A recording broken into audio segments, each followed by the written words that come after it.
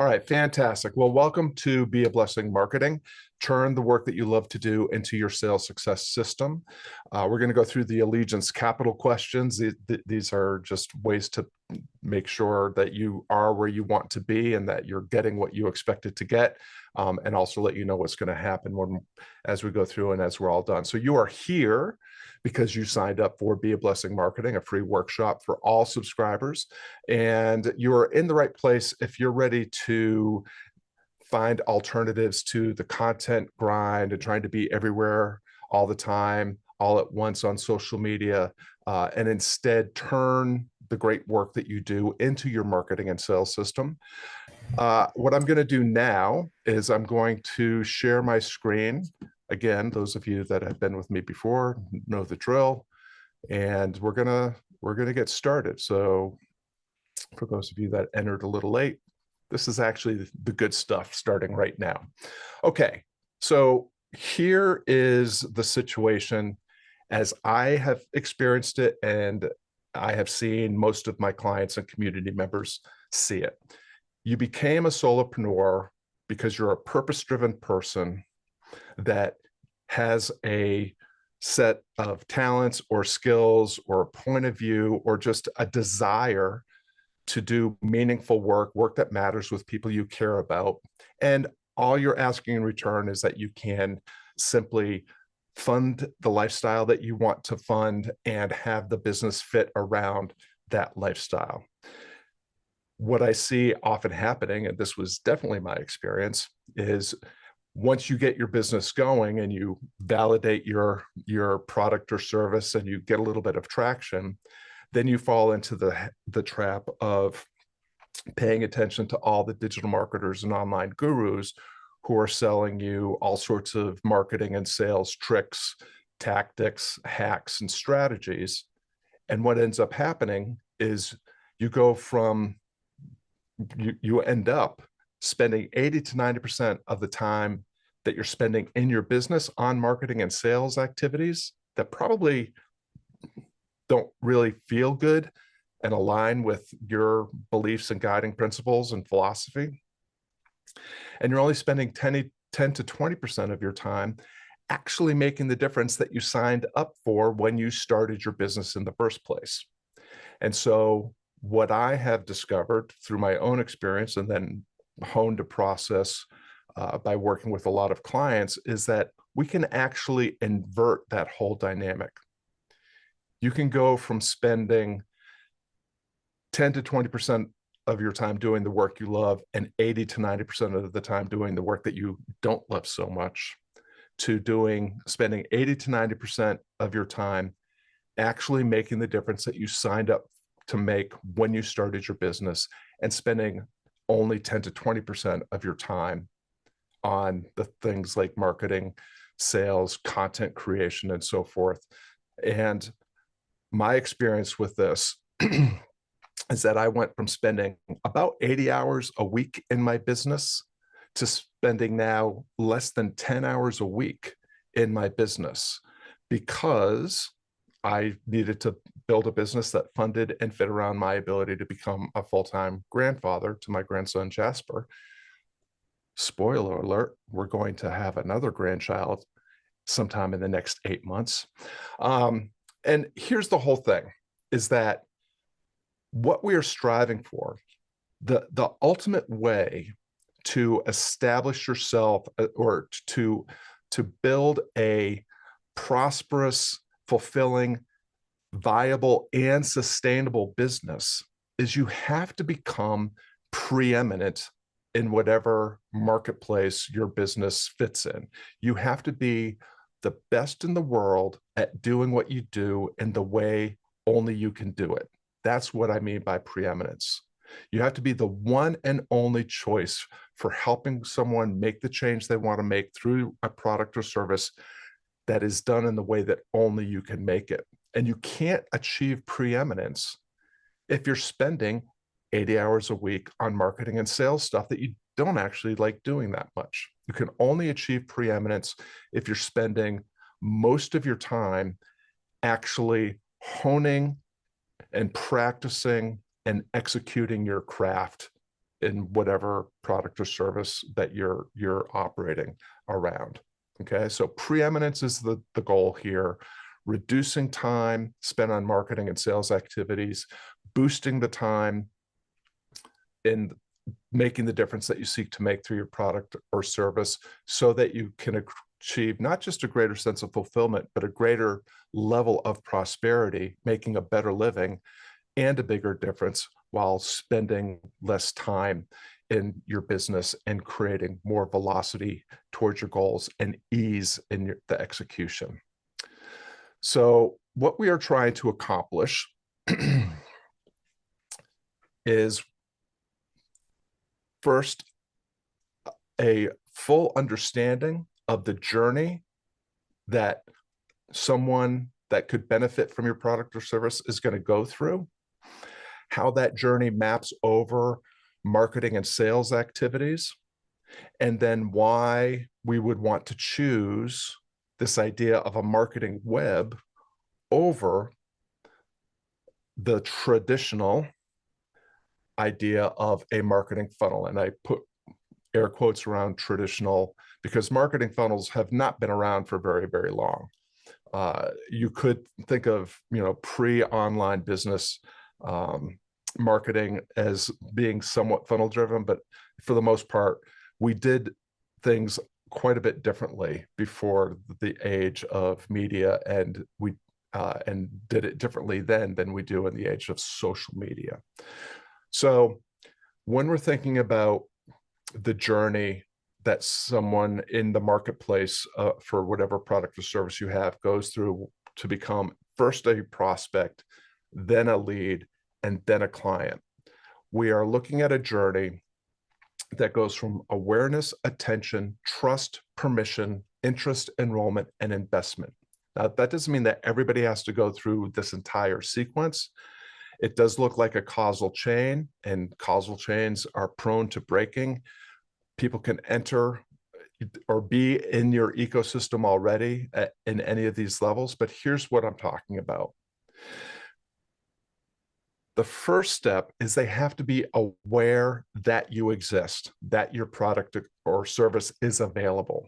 You have to earn their awareness. Then you have to earn enough of their attention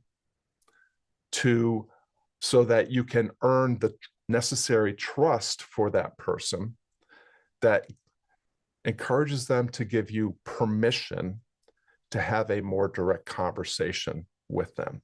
Those are all marketing activities. When we are posting on social media, when we're pushing out our blog, when we're pushing out a lead magnet to get people onto our email list, when we have pushing out content to a YouTube channel or to a podcast, we are earning awareness, attention, trust, and permission.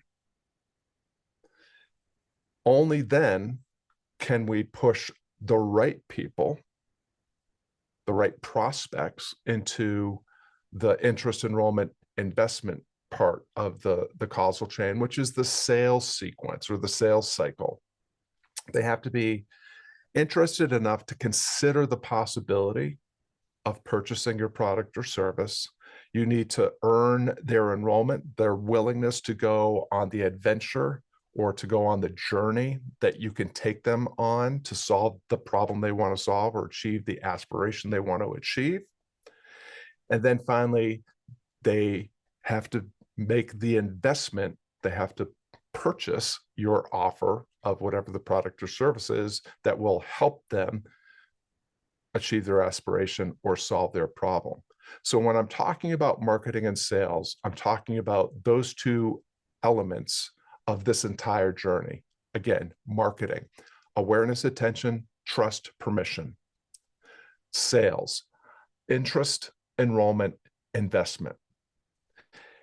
When we are looking at this through the traditional funnel approach, we're using all sorts of tricks and hacks and tools and tactics and strategies to get people to move through this sequence through false scarcity, false urgency, through glitzy bespangled sales pages, with just the right color of button and just the right color of CTAs, just the right bonus stack, and all those things. Which is why so often I find, both for myself and for the people I work with, that we're not very excited when we're talking about marketing and sales, because it always feels like we're talking about these tools, tactics, strategies, hacks, and tricks that don't feel like they fully align with who we believe we are and how we want to show up in the world.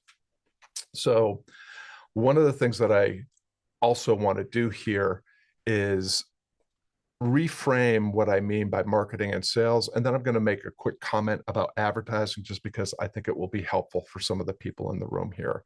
So I'm going to switch tabs here, and I'm going to go to an article I wrote called Getting the Word Out.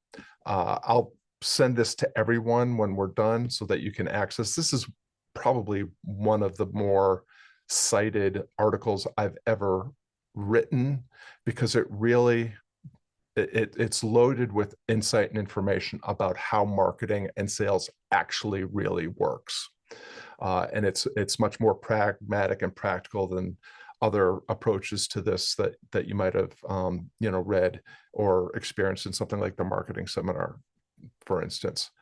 So when I'm talking about marketing, I am talking about this idea of telling true stories to people whose lives will be enhanced by colliding with your idea, product, service, or cause. The way that everyone understands everything is through narrative. I'm telling myself a story about myself. I'm telling myself a story about you. I'm telling myself a story about how the story you're telling yourself about me. And I'm telling myself, telling stories about the virtues of my approach to helping people solve the problem that they're experiencing or the aspiration they're wanting. It's all storytelling.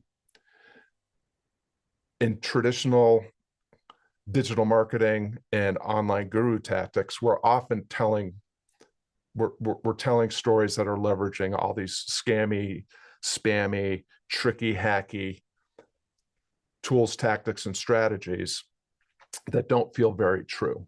And we don't care if their lives will be enhanced by our product, idea, service, or cause. We just want to close the sale. Which means that even if we succeed, we have to deal with all the repercussions of buyer's remorse and refunds and problems with fulfillment and just dealing with people that are generally unhappy. Why not just tell true stories to the people whose lives would actually be enhanced by colliding with whatever you have on offer that will help them solve their problem or achieve their aspiration? And when we're talking about sales, my definition is leveraging empathetic antagonism. This is you can search for this in the Substack.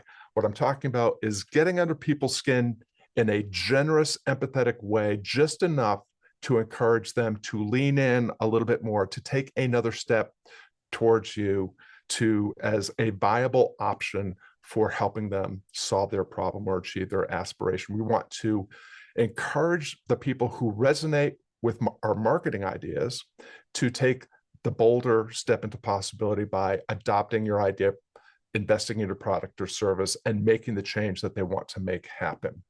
And so when I'm talking about empathetic antagonism, we are leveraging generosity, care, consideration, and obviously empathy to help people get from where they are to where they want to be with the greatest velocity, with the greatest amount of ease, with the least amount of risk, and so forth.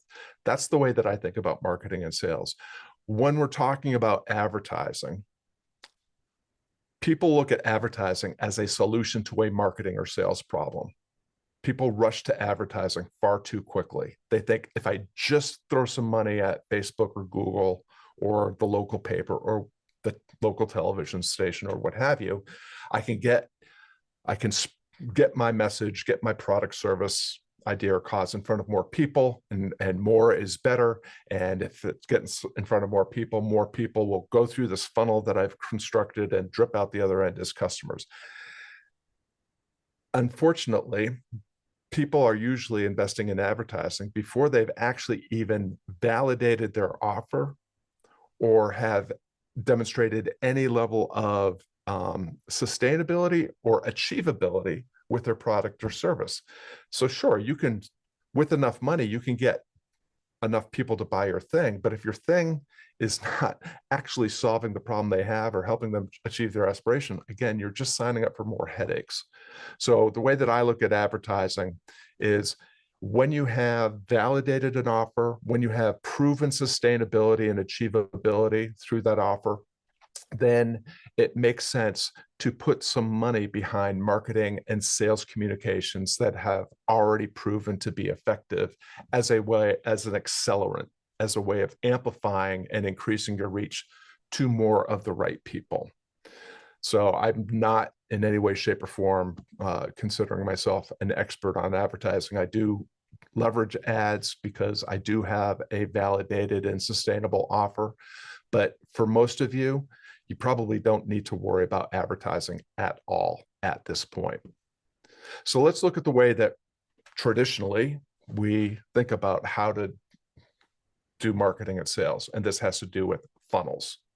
What we're going to do is we're going to build some sort of opt-in page that leads people to some sort of sales page or webinar that gets people to watch a thing or read a thing and then purchase our offer. The metaphor of a funnel is really enticing. We have this funnel that leverages gravity to drag a substance from the top where it can collect a lot of prospects and drive them using gravity through to the bottom where they become clients. It's seductive and sexy, and it feels like it kind of makes sense, except I don't know if you've noticed, but people don't behave like liquids in a funnel. We all have our own fears and aspirations, our biases and false beliefs, and we're increasingly wary and cynical when we are feeling like we are being forced into a funnel, which means that gravity doesn't just drag us through to the bottom where we buy something.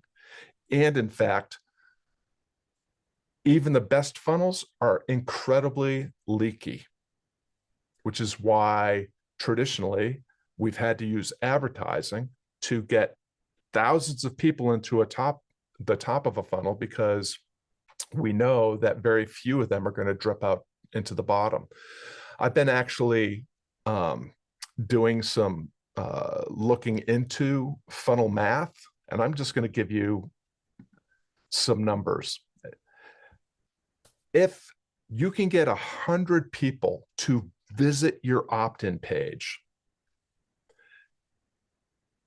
you will be lucky to get 30 to 50 of those people to sign up. Less than 50% of the people that land on your page will opt in.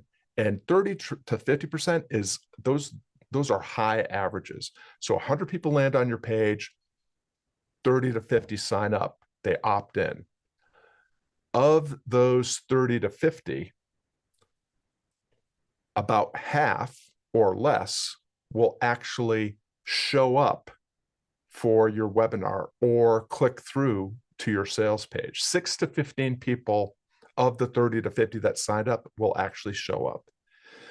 And of the people that show up, 2 to 5, about a third, will actually watch the whole webinar or read the whole sales page. And of the 2 to 5 people that watch your webinar or read your sales page, you will make between 0.3 and 2 purchases. So funnel math means that the best you can hope for is a 2% conversion rate on people that enter your funnel that convert on the other side. Now, if you have a super high ticket offer, maybe it's worth it. If it's validated and proven, if it's a proven product or service. But for the most part, most of us are simultaneously testing for viability and sustainability as we are constructing this funnel. And again, currently, funnels are increasingly leaky, and the marketplace is increasingly wary and cynical about funnels. They can smell them from a mile away. They try to avoid them at all costs. And even when they go through the entire funnel, they don't end up at the other end as someone that is thoroughly joyful and happy about the experience or the thing that they just bought, which leads to all sorts of additional problems that you may or may not be interested in. So what we want to do is, instead of looking at this, competing with the diminishing returns of a funnel, is I am advocating a marketing web. What we are going to do is leverage what has historically always worked in marketing and sales, leveraging connection, conversation, empathy, identity, and belonging, and selling through what Seth Godin calls permission marketing.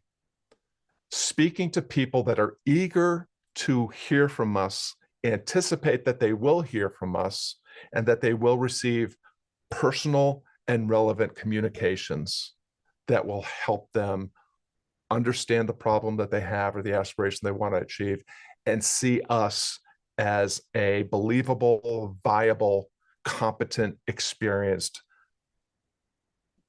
way for them to close the gap between where they are and where they want to be. So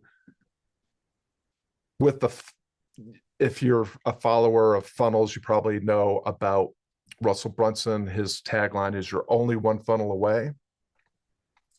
Thing about only being one funnel away is it never ends. By the time you come across a funnel that works and hack that funnel and implement that funnel, it is already delivering severely diminished returns. Because guess what? While you've been hacking the funnel, so has everyone else. And people with more resources and time and money have done it faster. And the thing about hacking someone else's funnel that worked in the past is you are not that person, and it is no longer the past. So funnels are automatically delivering diminished returns by the time you see them, and even more diminished returns by the time you implement them. Funnels are leaky, webs are sticky. And so this idea of a marketing web, I'm going to go through how to set up a web, and then I'm going to kind of show you how I've implemented one. What I want to say before I go into all that is, you don't have to, with your marketing web, you don't have to rely on social media posting or podcasting or YouTube channeling or blogging or lead magnets and email sequences or web workshops or any of those things. Any of those things can work. There's no one way to make a marketing web work. So let's dive into the idea of a marketing web. So when you're setting up your marketing web, the first step is, and this is the first step for anybody that wants to lead a thriving existence, is you have to know yourself. Meaning you have to know you have to be fully aware of your personality, your preferences, your tolerances and intolerances, your temperament, the techniques, skills, talents, etc. When you are chasing after the digital marketer and online guru solutions, and they say things like email marketing is dead, you have to use video advertising. If you're a person that loves to send email and write email and hates the idea of appearing on camera, but you buy into this dogmatic assertion, which is not an assertion, it's an assumption, even worse, it's just a lie, and you are doing things that don't align with who you are and what you're good at, you can't possibly come across authentically, generously, and do these things effectively and efficiently, which means you're engaging in a game that you don't want to play. And here's the thing, you can't win a game you don't want to play. And you definitely can't win your game if you're playing someone else's game. The fundamental idea behind everything that I teach and coach is play your game, know yourself. Who am I? What am I good at? Where do I belong? What are my values? What are my guiding principles? What are my talents? What are my skills? Where are the people who share my values and need my talents to enhance their lives? Figure all of that out before you start to think about, how am I going to go about marketing and selling this thing? Or how do I even build a thing that reflects who I am, what I'm good at, and where I belong? After you've gone through that, you want to, and I'm guessing for most of you here, just from my familiarity with most of you and what you do, most of you have been doing what you do for a while. So you're probably already generating a lot of content. You're probably already on several social media platforms. Maybe you have a blog, maybe you have an email list, maybe you do a podcast or broadcast, maybe you have a YouTube channel, and whatever else there is out there. Okay. You want to actually audit everywhere that you're already practicing marketing and sales activities. What are all the social media platforms? How many followers do you have on each? How many comments do you average on every post? How often are you posting content? And on all these platforms that I've already mentioned, you want to make your best guess at what the return on investment is on the time, attention, effort, and perhaps money that you're investing in these platforms. The idea that you have to be everywhere all at once, all the time, is patently false. I have worked with clients that have succeeded by just leveraging email, by just leveraging a podcast. Some just leverage a social media platform. Some don't do any of that. They just host live or virtual events. There are many, many ways that you can get the right people to experience the difference that you can help them make. And so ignore the dogmatic advice from the gurus and the digital marketers. Take account of who you are, what you're good at, where you belong, audit where you already are.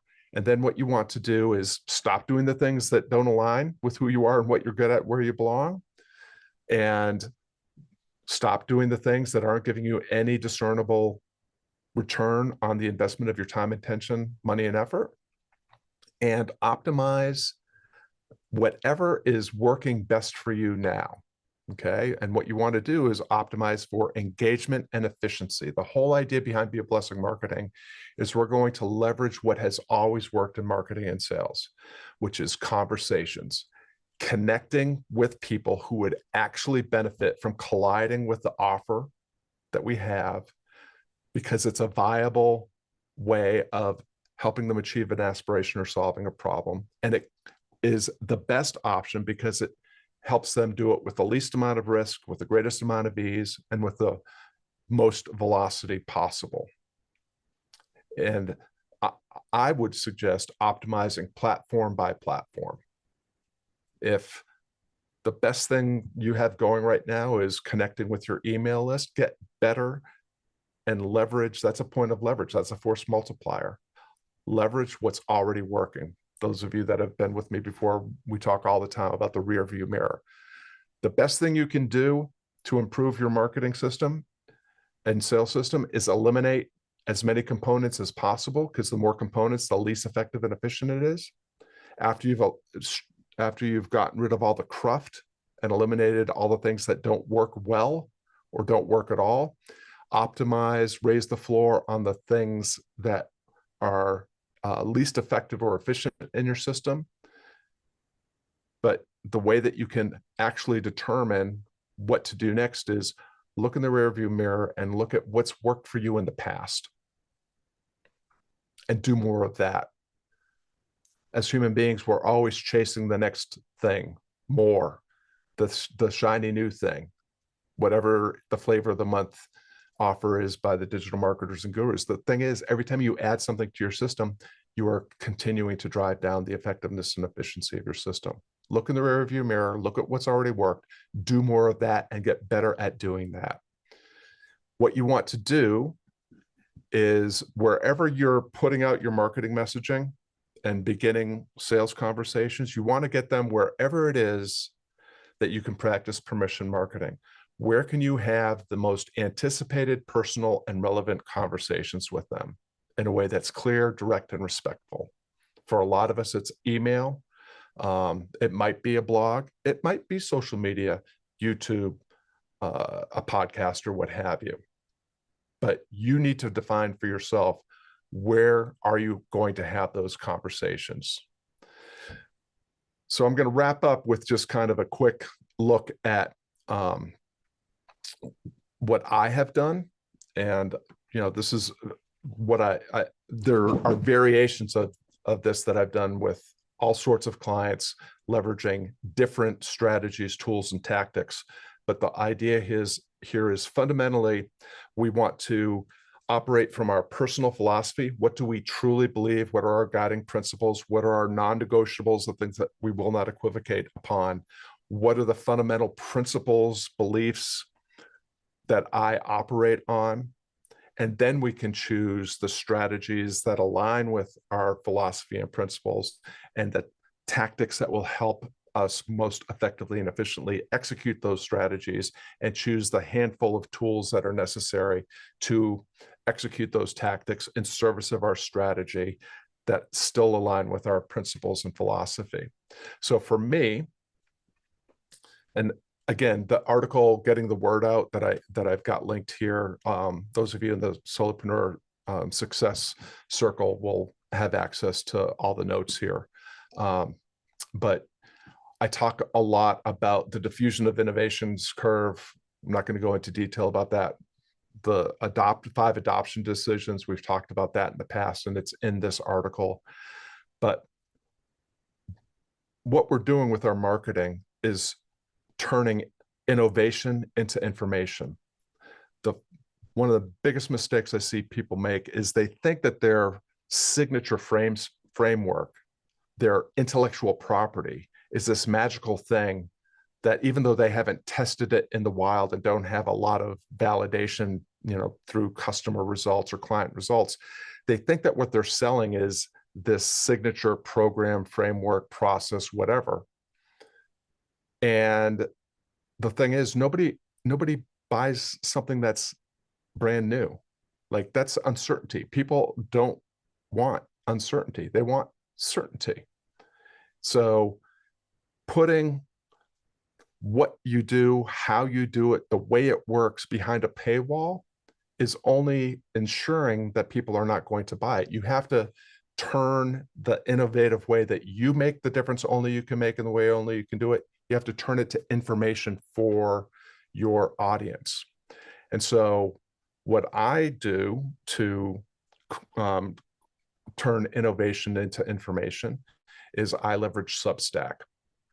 I write blog posts, I create podcast episodes, that I do workshops like this, and we do an in-person event here in town, in Floyd, Virginia, once a month with people that are local. But everything is coming from the Substack. The blog posts are created on Substack. They get pushed to my subscribers on Substack.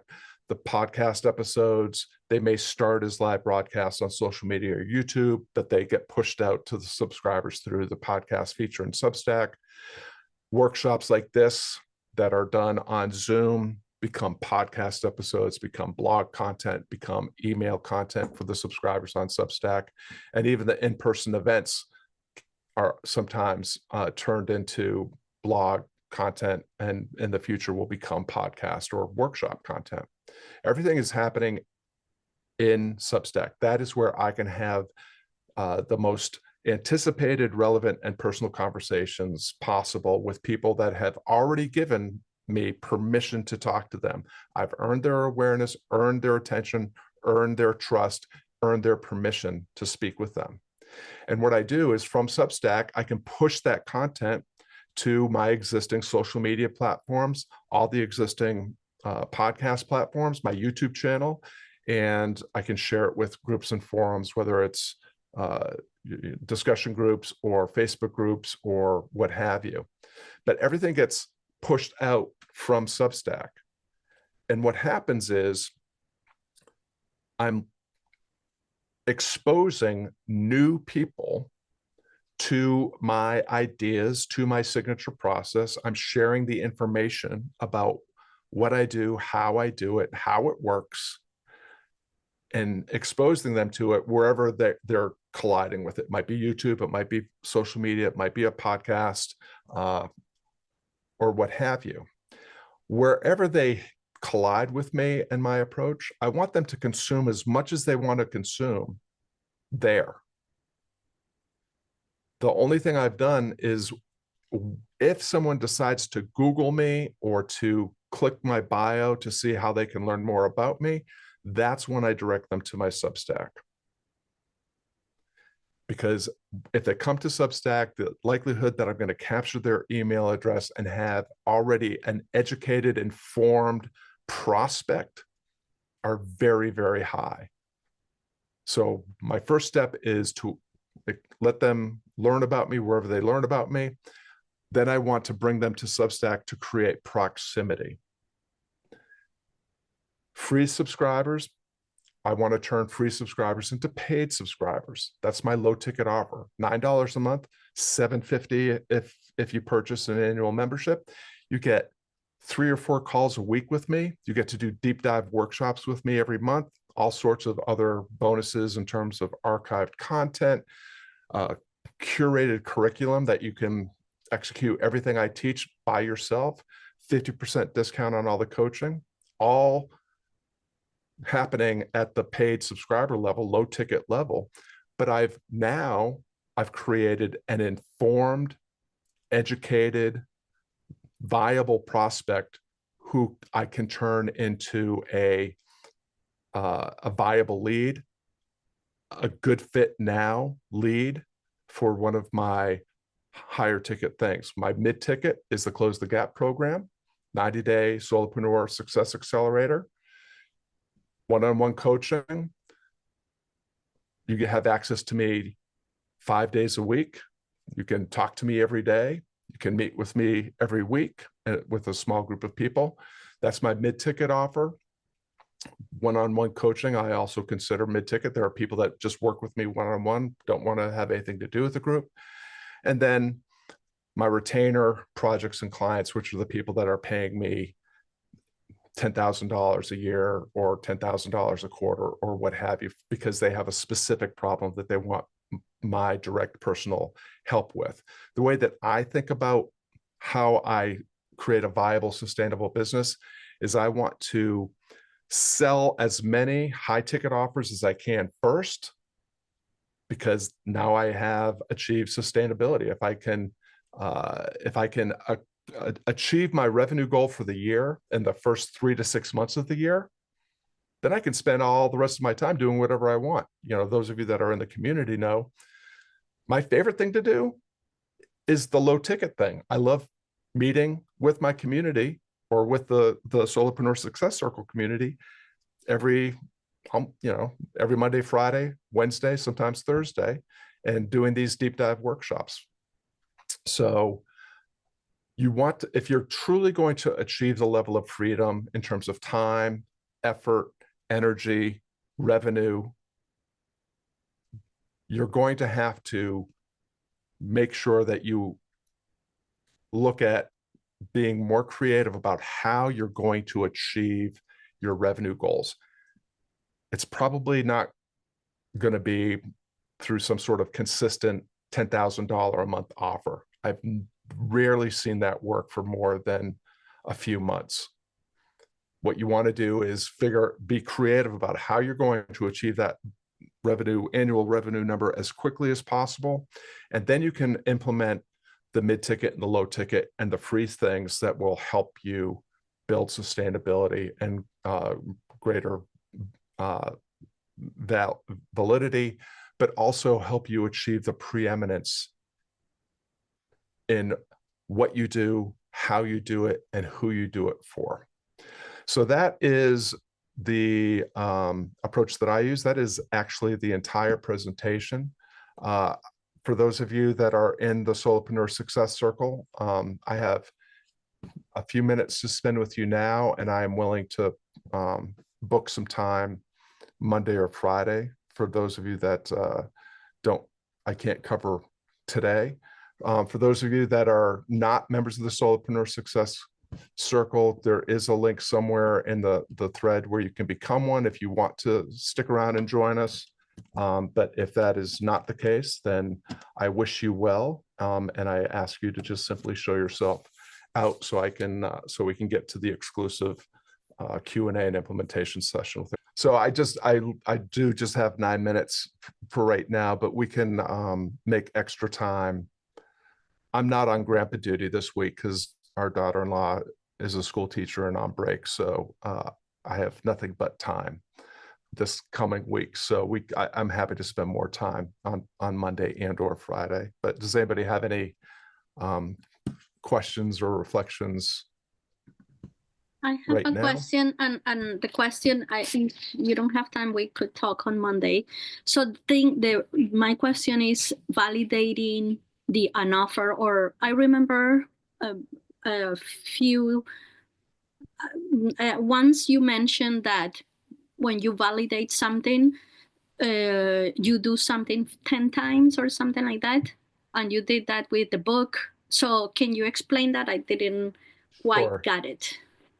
I use something that Seth Godin calls First 10, and there's an article on his blog called First 10 that's really worth looking at. Basically, my first application of this was with my first book. I built an Amazon sales page advertising the book I wanted to write, and I said, if 10 people pre-order this book, I will write the book. 11 people pre-ordered the book. I wrote the damn book. I made dozens of dollars. It was so worth it. But it was just a way of, okay, people will actually buy this. And actually at the time, shortly after the book was published, I've got an article somewhere where I actually visited Seth at his office on my way to teach at a guitar camp. And he gave me all sorts of ways that I could leverage, this very small audience that purchased that book. And I turned it into my first serious offer, that got my business up and off the ground. So the idea of First 10 is important. Another thing, Emma, is, and I talked about this in the last workshop, how not to launch a project. Before you build a thing or before you create an offer, sell the offer. And so like in the mini workshop world, they use a post called I'm thinking about post, where you say, I'm thinking about creating a mastermind where we meet once a week to talk about this, that, or the other. And if people sign up, then you've just proven viability. People want this, and you've validated that there's some sustainability because people have already given you money. My recommendation is, and Bree and I talked about this a little bit, it's like, actually go ahead and charge something for your beta group, for your early adopters, because then you're actually seasoning your offer with activity. You're creating evangelicals that will help you spread the word, assuming that you can make the change that you want, that you say you can help them make. You're building testimonials and all that sort of thing. And you've made a little bit of money. So those are two ways that I would encourage you to think about that. And we can talk more on Monday or Friday.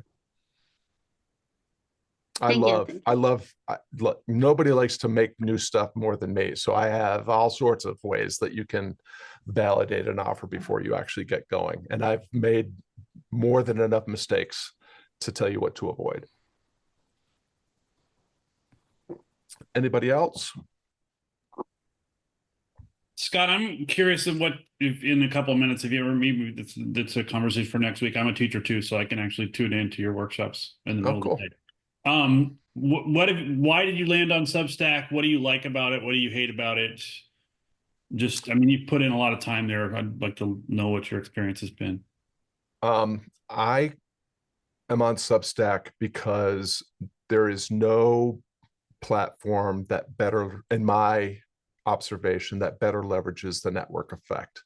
My email list and my list, my audience of subscribers and followers has grown exponentially because of the tools that Substack and the tactics Substack leverages to get people to sign up for your thing through recommendations, through the buttons on each post, and so forth. And it allows you to, you can make a little bit of money from your email list, which, is something I'd never experienced before. I mean, just by virtue of the paid subscriber. So I'm bullish on Substack. It's early days still.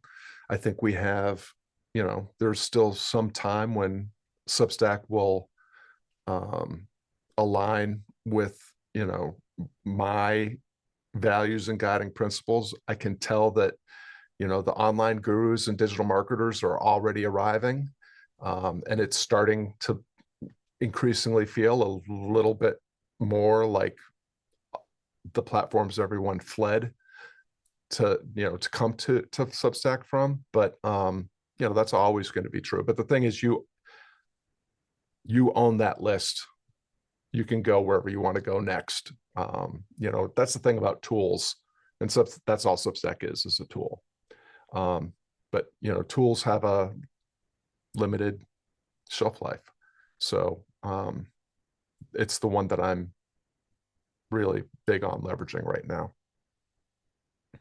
There's 2 trainings, by the way, Jeff, on Substack that you, if you just put in Substack into the search on my Substack, the two workshops will come up that you have access to. Follow-up question, Jeff? I was just curious what value or set of values do you think will fall first when Substack becomes whatever other platform we've all fled? Right now, Substack does not use advertising, which I like. Right now, Substack is mostly a platform for smarter, more intelligent people, because they're not just looking for cheap dopamine on a social media platform. It does, it actively makes fun of YouTube thumbnails and stupid headlines. It's, and again, readers for me are often better purchasers, clients, a better audience. The network effect, all those things make it, for me, the platform that makes the most sense. I still play around with Facebook and Facebook ads right now. The diminishing returns on those is growing at an exponential rate. I can foresee getting off LinkedIn and Facebook and Instagram altogether at some point. And I'll go with Substack for as long as Substack feels good. But, for the most part, I don't want to be in a place where the only way to succeed is to play the algorithms game or to become a spammy, scammy digital marketer or some sort of, what do they call them? Thought leader, influencer, that sort of thing. I'm going to have to leave it there. For the rest of you, I really appreciate you being here. We can talk more on Monday. I hope you all have a great weekend. I appreciate the gift of your time and attention, and have fun. And if I don't see you before, Happy New Year. Thanks, Scott. Thank you. You're very welcome.